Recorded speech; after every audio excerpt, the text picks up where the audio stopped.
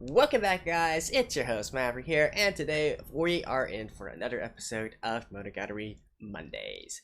So, in this one, we look at the second episode of the Onimonogatari arc, where presumably we're gonna learn about Shinobu's past, right? AKA Heart Underblade's past.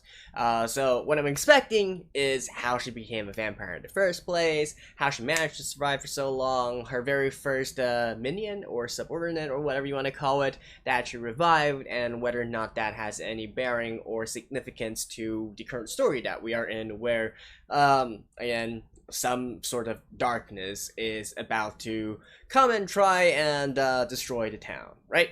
So, maybe we will be doing some time traveling again, or it's just going to be a flashback. I do hope it's actually time travel, because that's always fun, but we'll see, right? In any case, let's just jump right into it. Alright, let's begin in 3, 2, 1, play. Oh. What?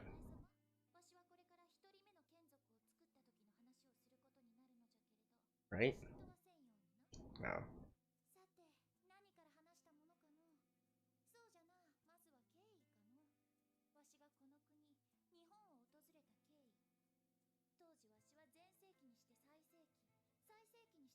Oh, it's not actually going to go back to when she first became a vampire. But that's actually what I want to know. Like, how did she become a vampire in the first place?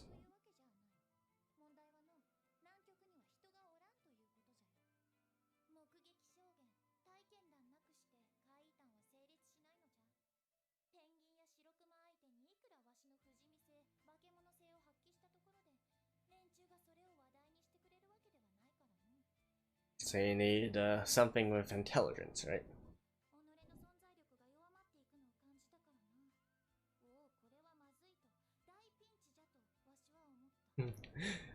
Was that really how you fought while you were Hunt Underblade? I pinched.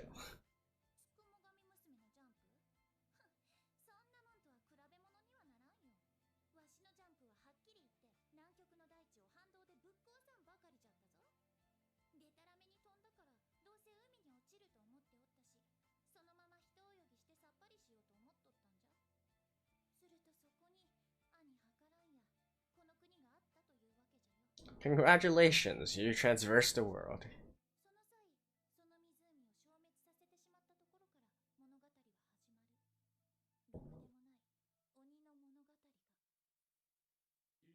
Onimonogatari. Okay, so this is really the the opening theme for this particular arc. That's kind of funny.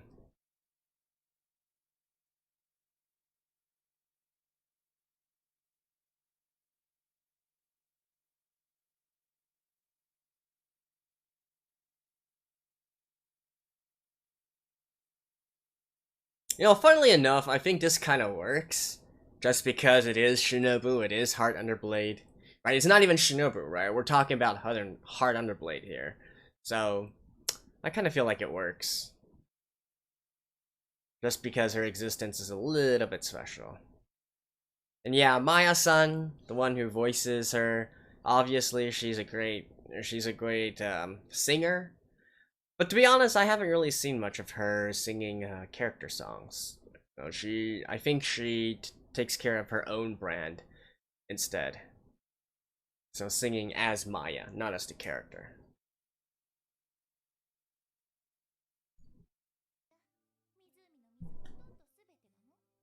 Comes back down.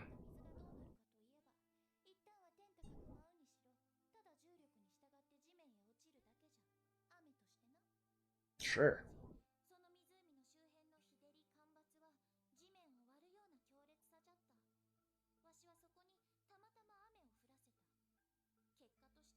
That doesn't really make much sense. If there's already a lake there.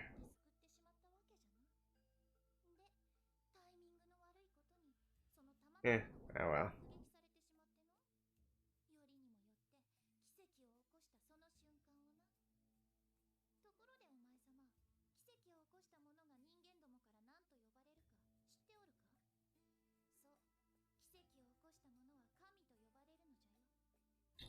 So you're worshipped as a god?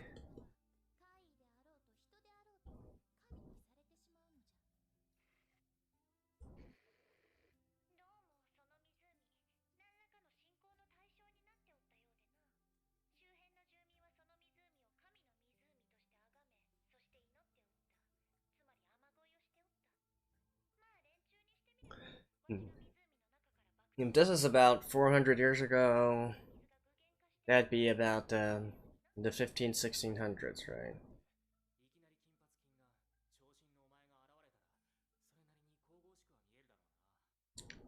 Eh.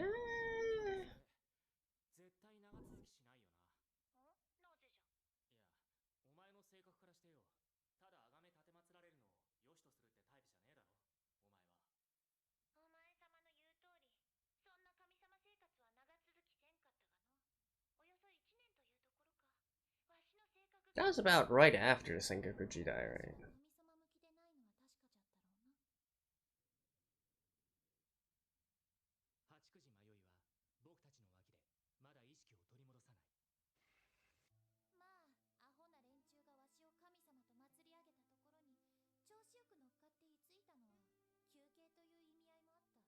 A break? A break from what? What exactly is her job again?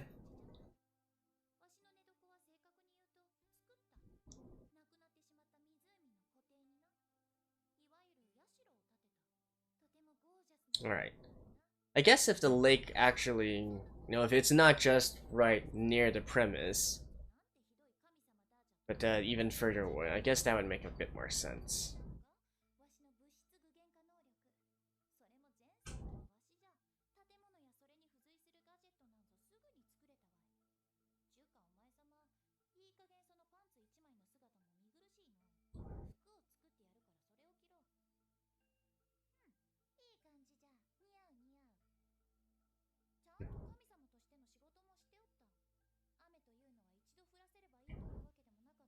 But considering how aberrations are, the fact that they are worshipping her as a god now, wouldn't that fundamentally change her? Right? Ah, here we go. Here we go. Yeah, it would fun from what we've seen so far. There we go. Now, your powers aren't going to revive, your powers are going to sort of change.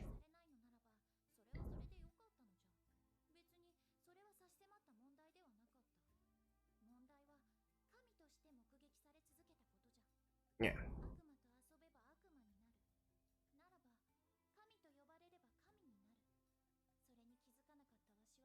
Is that such a bad thing?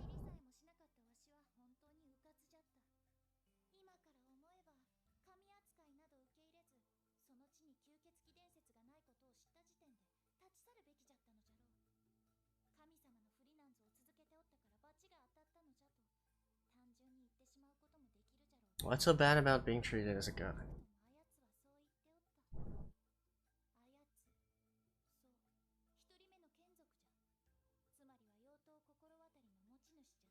Sodai Shin.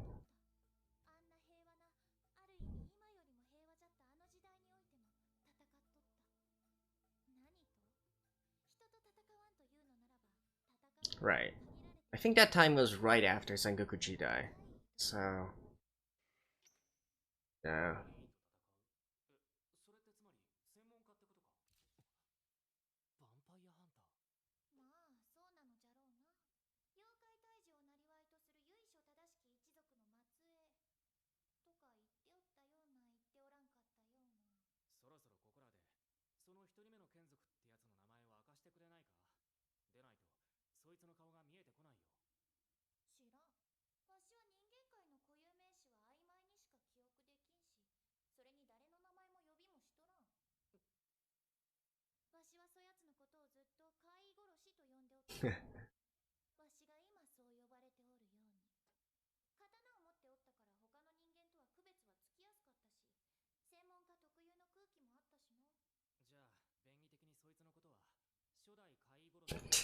ちょうだい。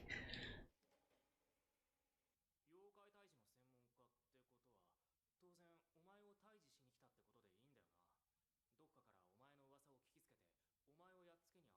お前の噂を聞きつけて、お前をやっつけに現れたという。いいな。違う違う。一度バトルにはなったが、しかしあやつはわしを退治するためにやってきたわけではない。じゃって考えてもみよ。聞きつけたというその噂の中において、わしは神として崇められておったのじゃから。Yeah. 退治すべき対象ではなかったのじゃよ。そやつはとりあえず様子を見に来たわけじゃ。湖が一つ消滅し、そこから神が権限したなんちゅう話を聞けば、それは由緒正しき身としては捨ててはおけんよな。そやつはそういえばカゴに乗って現れたがの、お供をゾロゾロ引き連れてな。Looks like quite the big clan here. カゴから降りたその男が持っていた大小2本の刀、それにわしは引きつけられた。長い方が妖刀心当たり、お前様もレプリカを使った2本目の妖刀小立ちの名は夢渡りじゃった。小立ちってのはどういうものなんだ？心当たりが怪異を殺す刀なら、小立ちの方は人間を殺す。So like The Witcher? それじゃあSilver, silver and steel. I don't know. They're both against aberrations. 生き返らせるというのも変な言い方になってしまうが、要は怪異を復活させるための刀じゃな。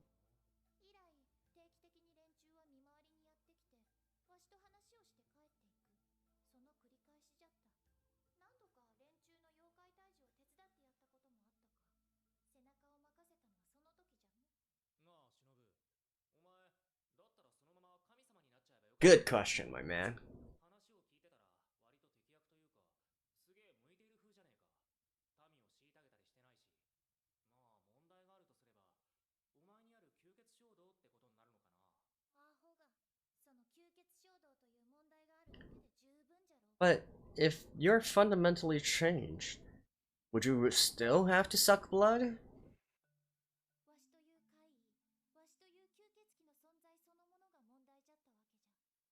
わしという怪異は、キスショットアセロラオリオンハートアンダーブレードという存在は怪異を集める。それに寄ってくるのは怪異というより怪異以前の負のエネルギー。 Why? そういう良くないものじゃ。そう。 Again, if we go back to how the aberrations are set, once people believe you to have other attributes, don't you just turn into that kind of thing? So that means that these passives that you have will disappear, wouldn't it? 全くそこに集まっていないことにわしは全然気づかなかった。事件に気づいたのは近隣住民じゃった。こんな話じゃった。人が消えるという、出かけたまま帰ってこないという。初代怪異殺しとも話し合ってみたが、そして共に捜査をしてみたが、結論としては証拠が出ないだけでこれは人間の犯罪なんじゃないかということになった。これはわしらの仕事ではない、警察の仕事じゃとな。まとめると、わしは何もせんかった。そんな中でも消えていった。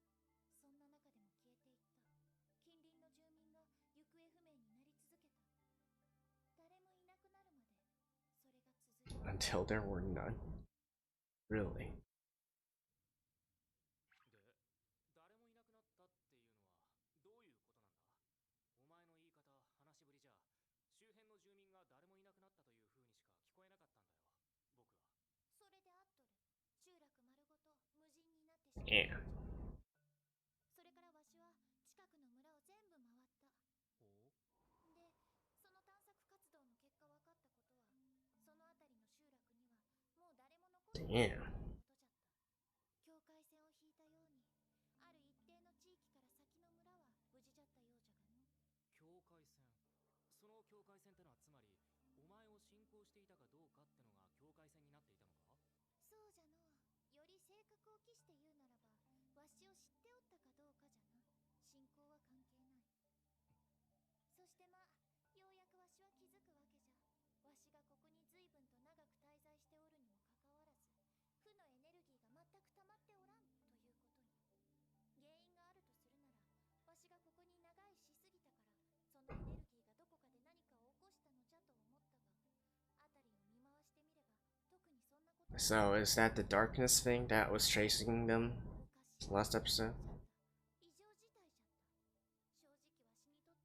正直わしにとっては近隣住民がこぞっていなくなってしまったことよりも同じように近隣に何も集まっていないことの方が不思議で気持ち悪かった。気持ち悪かったから家に帰って寝た。おい、え？気分が悪い時はおとなしく寝るのが一番だ。そうだけども。で、すっきり忘れてわしは I mean, it's not like she is obligated to do anything. 私の眠りを妨げるものが現れたのじゃ。現れたって、それが敵か。Yeah, the first minion. 初代怪異殺しじゃ。 Yeah. 新情報というのは初代怪異殺しの部下たちのことじゃ。そやつらもいなくなった。消えた。どこかにの。で、気がつけば初代怪異殺しは一人になっておったということらしい。で、わしとしては当然そやつの話を聞いて、ならば調査せねばならんのとしかつめらしく言った。すでにわしは一度辺りの村々を回って現状を把握してはおったが、もう一回初代怪異殺しと一緒に村々を巡ることになった。もちろん変化などなかった。神隠しにあった連中が不意に戻ってきておったなどということはなかった。間の悪いことにいきなりじゃった。最後に巡ったその村で最後に回ったその家が無人になっておったことが判明し、初代怪異殺しが好きなだけへこんでおった。デリケートに傷ついておったその場に、そこに現れたのじゃよ。 The darkness. Yep. 何の脈絡もなく真っ昼間じゃというのにの。正直最初は気象現象なのかと思った。黒い塊と表現するのが一番適しているような気がするが、しかし塊というほどに固まっておるようにも思えんかった。飲まれた。二人とも飲まれた。これが神隠しの正体か。遅まきながらわし It は actually snuck up on them. わしは全身の4分の3くらい飲まれておった。まあしかし4分の1も残っておればそれで十分じゃった。逃げるにはな。わしはあれじゃ南極まで飛んだ。さすがのわしも自分の体をあんな風に削られたのは初めてじゃったから、とにかく距離を取りたかった。しかし結果から言えばそこまでする必要はなかったの。その暗闇は追ってこんかったからじゃ。どれほど待とうとの。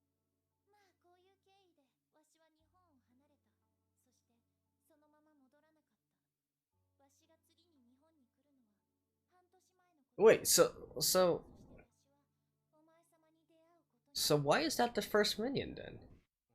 ちょっと待て。初代怪異殺しはどうなったんだ？じゃから言ったじゃろ。わしともろともに暗闇に飲まれたよ。わしは4分の3で済んだが、先に飲まれたあやつは4分の3どころでは済まんかったな。ほぼ全身いかれたわい。おかしいだろ、忍。そこで暗闇にそいつが飲まれてしまったっつうんなら、そこで話が終わっちゃうじゃないか。いやいや、そうじゃなくっての。よく聞けよ。そやつが暗闇に飲まれたのはほぼ全身と言ったはずじゃよ、わしは。言ったよ。だからその提してるんだろうが。それじゃあ。ほぼ、つまり一部は残った。 What are you doing with that? 手首が残った。手首？先にそやつの方が飲まれたと言ったろ。そして飲まれる際にそやつはまるで助けを求めた。 So you took his hand and revived him? こんな風にガチッと。わしはあやつの手首と一緒に南極にまで飛んだのじゃった。 And that's enough for you to revive him? 共に取り残されてしまったということじゃ。取り残された。一人ぼっちになった。100年ぶりにそんな風に思ったよ。とんでもない孤独感にとらわれてしまった。暗闇という正体不明の現象に遭遇した直後だったことももちろん影響しておるのじゃろう。危機感や不安感とは言わんまでも脅威は感じた。じゃからわしは蘇らせた。一人目の眷属を作ったのじゃ。吊り橋効果っちゅうのがあるよな。吊り橋の上の恐怖心から来るドキドキと恋愛感情のドキドキを取り違えてしまうとかの。つまり吊り橋の上だったりなんだったり命の危機を感じる状態に追い込まれると生物は子孫を残そうと恋に落ちやすくなる。 Right, right. That's a well-known phenomenon. 家族とか眷属とかそんなエモーショナルなもの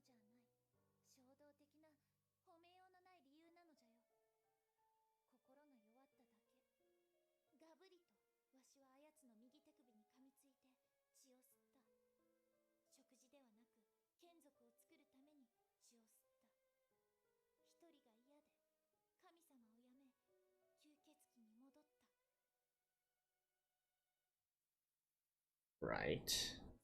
Wait, that's it? The hell? No, there's still a lot more left. Okay. So I guess this series is making it well, last time this happened was back in Sengoku's episode, right? Actually, did it happen last episode? Having a lot more after the ending home? I don't know, but I can clearly see that there's a lot more, so let's just wait this one out. I know, I still have a lot of questions though, like, oh, I'm wanting to know even more than before, like who created Shinobu in the first place? Who created Heart Underblade, right? I don't think she is the actual first vampire, right? So what about the rest?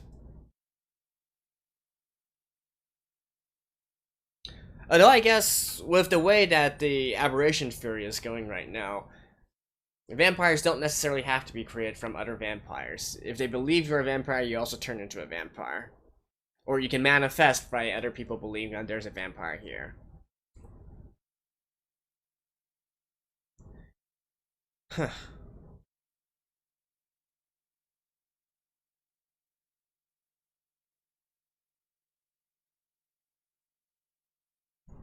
Alright, what now?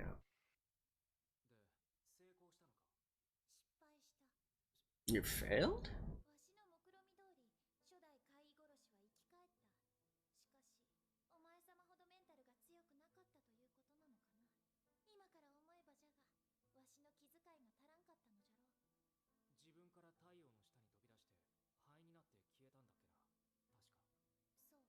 Instantly?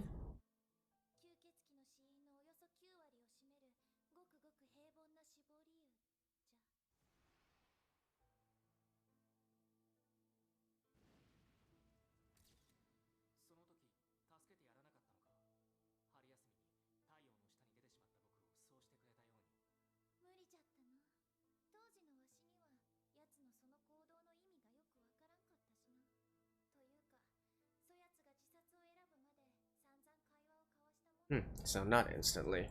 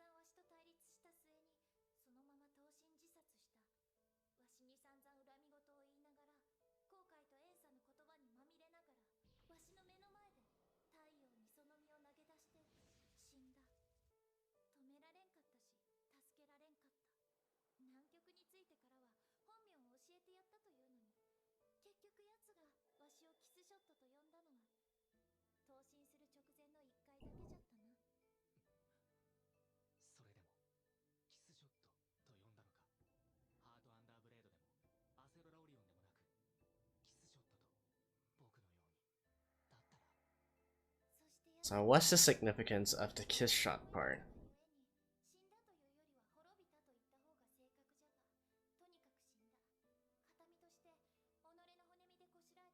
Is kiss shot the first or the last?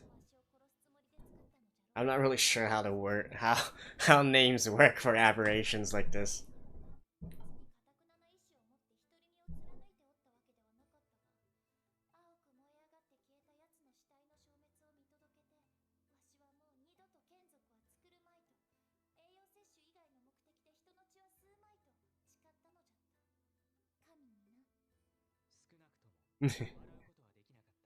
Really? I thought that was pretty funny. Swearing to God?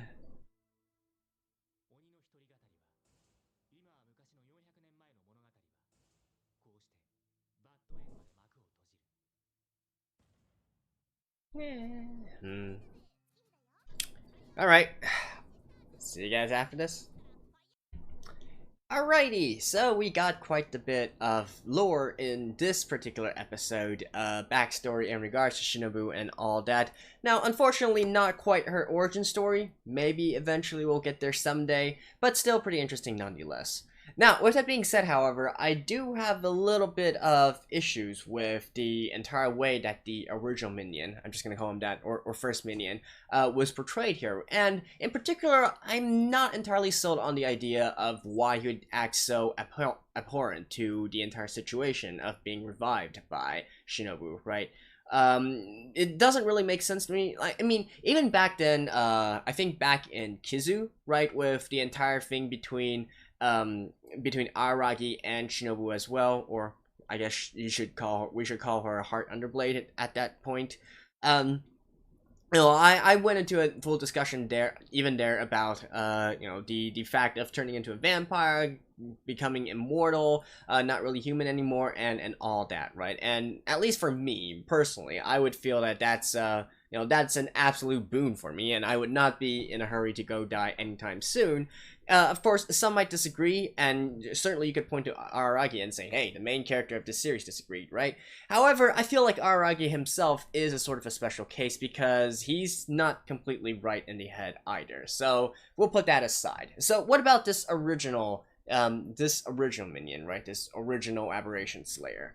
So the entire story, as it is being portrayed from Shinobu's view, is almost to the point where, oh, it's you guys might be saying as a herder Mavri, it's quite easy, it's quite simple, right? He originally thought that Shinobu or Heart Underblade was a god, and it turned out she's an evil aberration, and he thought he was tricked, and so he wants to die. But I don't quite buy into that theory, to be honest, and the reason for this is indeed in the particulars of, that is Japanese back in the 1600s, 1700s, right? So it's kind of sort of different from what we in our current modern day understand about vampires and all that. So again, even going back to what Shinobu said herself, right? Vampires as a concept don't really exist in that time period in Japan. Nobody knows what a vampire is, and that is why they worshipped her as a god, right? Because the concept doesn't exist.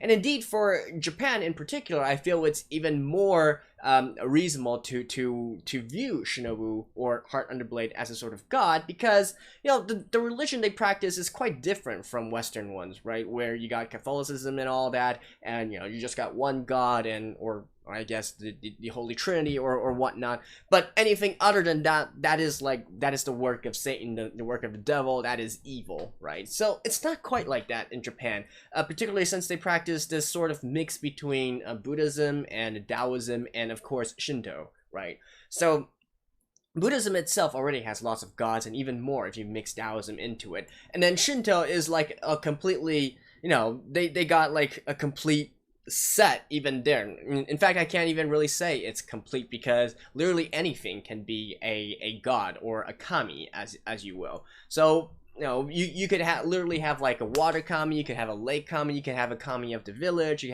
can have the stone kami, you have like snake kamis or fox kamis, all that different stuff, right? So it's not inconceivable to understand that, to think that Shinobu or Heart Underblade would still be revered as a god, even though it doesn't quite meet the definition of what the Western concept of a god is.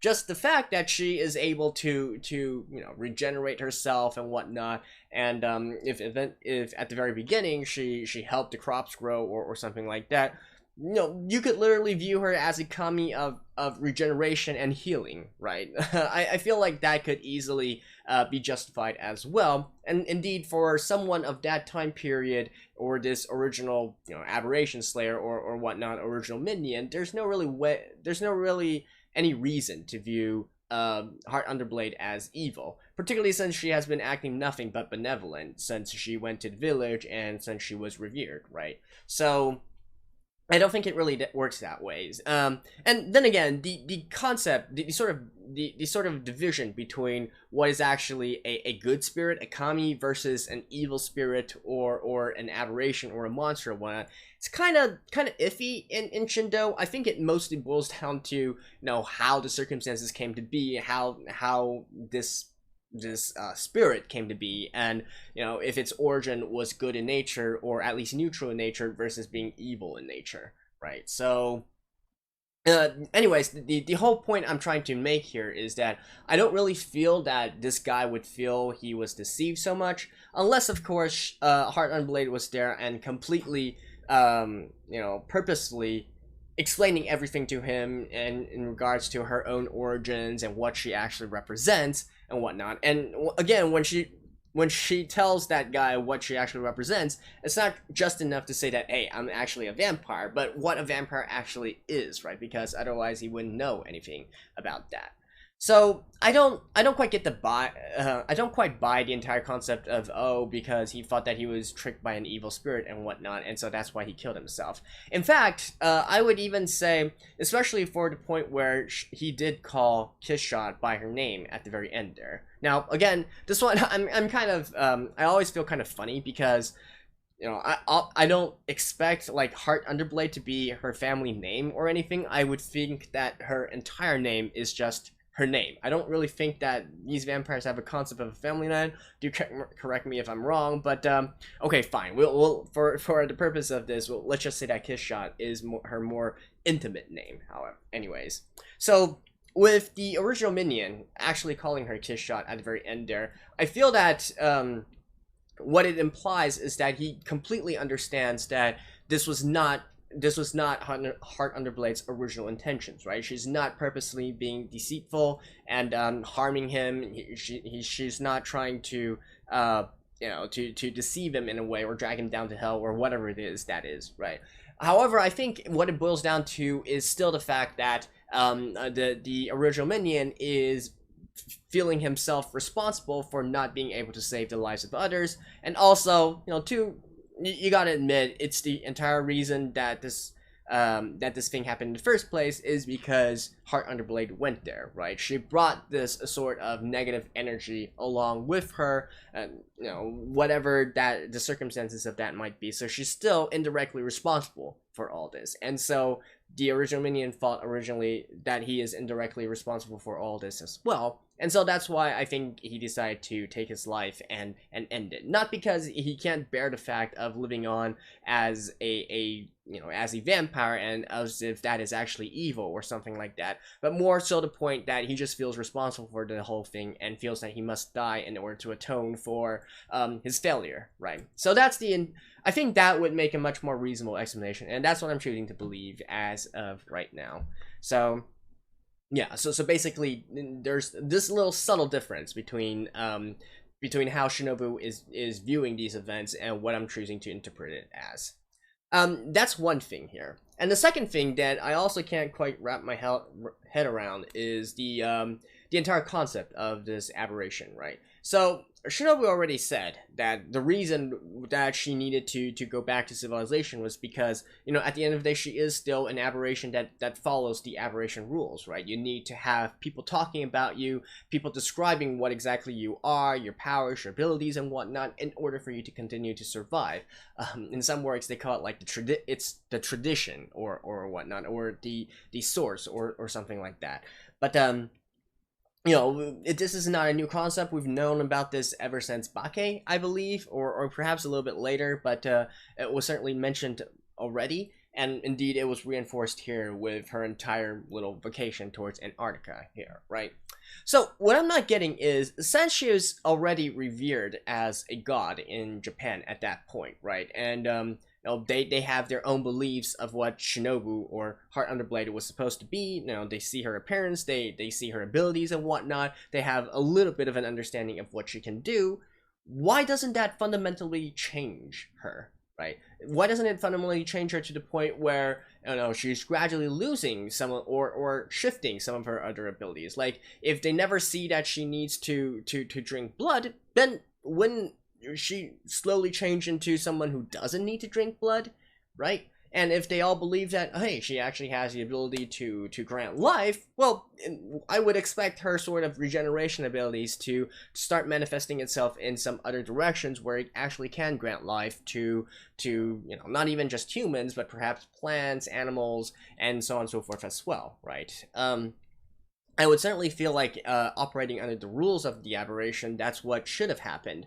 And indeed, if they don't believe that she is going to attract negative energy or all that, then why does that continue in the first place, right? Don't forget, she had already been gone from human civilization for quite a while now, and that is why her powers were starting to get weakened, because people didn't really believe in her anymore. They didn't see her. And now that she got this, like, entire whole gang, like, of several villages, right, all believing that, hey, this is a goddess of the lake that is able to grant life. I don't know, to me, I would feel like under the rules that we've seen so far, that would completely negate this whole situation, and she would just simply morph into this new goddess of whatever they want to call her, right? And she would cease to become, she would cease to continue being a vampire. So, I don't know. Maybe we'll have a bit more explanation on that later. But we'll see about that. And then finally, what does this actually have to do with that entire darkness thing, right? So obviously we know now that you know, disregarding what I just said earlier, the basic premise of this current arc right now is that because Shinobu went to Japan, and because she imbalances the state of the aberrations or spirits or whatever, and then all this negative energy gathers, and then it manifests itself into this sort of darkness, this black hole-esque kind of thing, right? So my question is, how come it only happens here and it doesn't happen back in Europe where she originated, right? Because sure, I can get why it doesn't originate in Antarctica. There's no bad feelings, bad thoughts around to actually gather and whatnot. There's no negative energy. Well, what about back in Europe? And indeed, in the 1500s where she just came from, you know, there's definitely a lot of that, right? A lot of negative energy and so on and so forth. And same, of course, the same in Japan as well. But so how come this sort of thing never manifested itself in Europe, but instead manifested itself in Japan, right? It's not, I mean, it's not the case where you don't have an outlet for it. You have plenty of different monsters as well in the myths and legends of Japan. Like I was just saying, there's lots of evil spirits as well, and so, indeed there are already aberration slayers, so that should already tell you that there are several different kind of aberration outlets for all this negative energy. So what happened with all that? I feel like I don't know, maybe this story is going to explain a little bit deeper in regards to that, and then this entire thing would make sense. Otherwise, right now, I don't really understand the difference between why it happens in one place and not the other. Okay, so that was it for this episode. Not really so much talking about the characters or whatnot, but hey, you guys should know by now I love to delve deep into the sort of backstory, the sort of lore and stuff, and then try to find if I can find any logical fallacies or try to make any predictions for the future. But in any case, that was it for the second episode of the Onimonogatari arc. Hope you guys enjoyed this, and I'll see you guys next week as well. Stay tuned. Bye bye.